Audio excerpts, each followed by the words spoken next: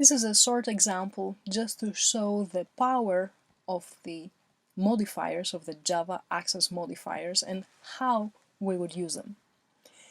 The class here, the tree class, should be quite familiar to you. We have used it several times in the past.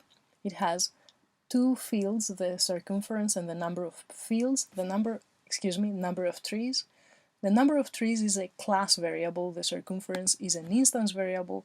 It is unique for every tree object. We have a constructor, and then we just have two accessors, one for the radius and one for the number of trees. And you see that inside the getRadius, we don't return just the circumference. The radius is different than the circumference. We're actually making a calculation and returning that value. Now, the TreeMaker class is, as we would say, a legitimate program, a program that uses the tree class in the way that we would expect. What does it do? It creates a few trees by using the random method from the math class, and then using that math.random for the circumference, and then it prints how many trees were created. So if we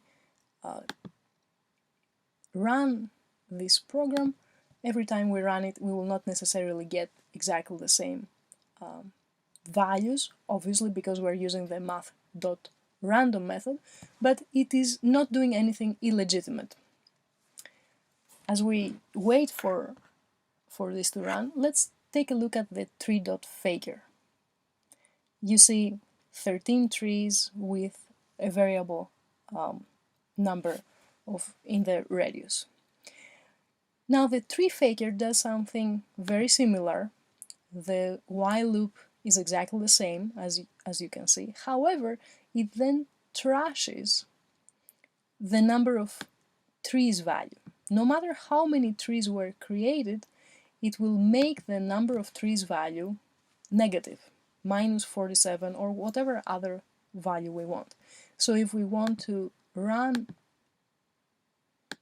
the TreeFaker, we will see that no matter how many trees are created, it will report that -47 trees were actually created, which we know that this is not true.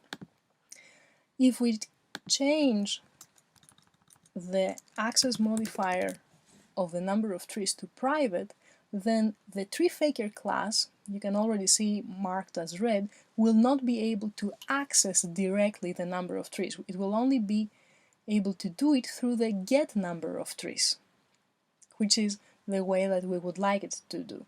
And for this reason, it will not be able to trash it, but it will report the correct number of trees through the getNumberOfTrees method.